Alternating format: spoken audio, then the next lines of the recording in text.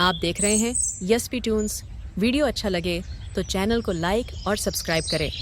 गांव धनपुर में हर साल होली बड़ी धूमधाम से मनाई जाती थी।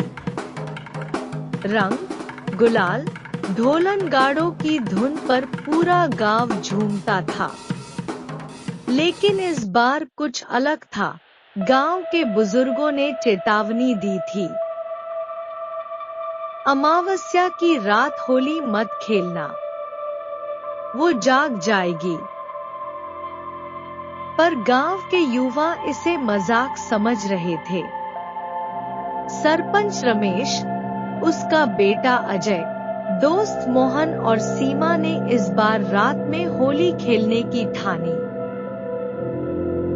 होली की रात, जब पूरा गांव सो चुका था, अजय, मोहन, सीमा और सरपंच रमेश गांव के पुराने मंदिर के पास इकट्ठा हुए।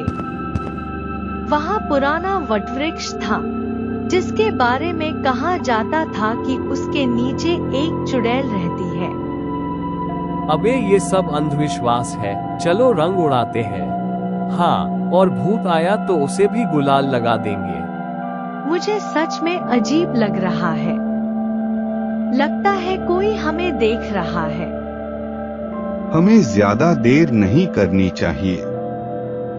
जल्दी होली खेलकर घर लौटते हैं। सरपंच ने होली का पहला रंग हवा में उड़ाया ही था कि तेज हवा चलने लगी। ढोल की आवाज धीमी पड़ गई। एक अजीब सी सरसराहट सुनाई देने लगी। कौन हो तुम? मेरी होली क्यों जला रहे हो? चारों पीछे मुड़े और देखा, एक औरत सफेद साड़ी में खड़ी थी। उसके बाल हवा में उड़ रहे थे और उसकी आंखें सुर्ख लाल थी। तुम कौन हो? तुम भूल गए?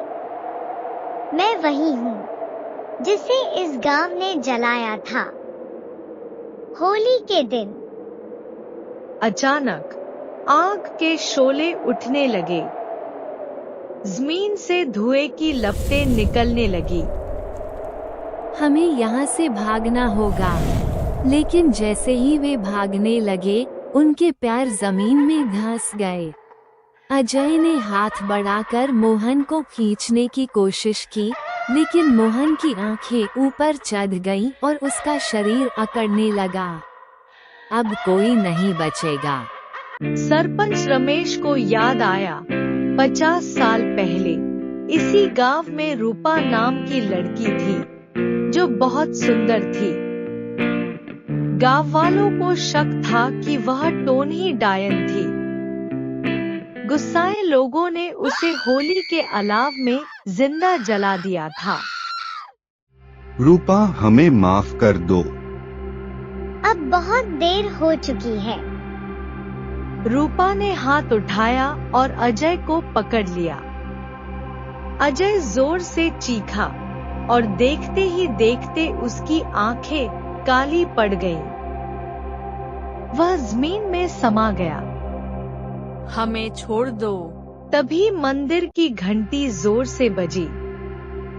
गांव के पंडित जी वहां आ गए और उन्होंने गंगाजल छिड़का।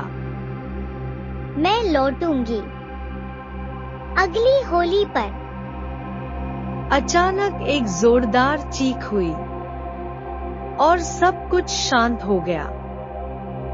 गांव वालों ने अगले दिन वटवृक्ष को काट दिया और वहां यज्ञ करवाया।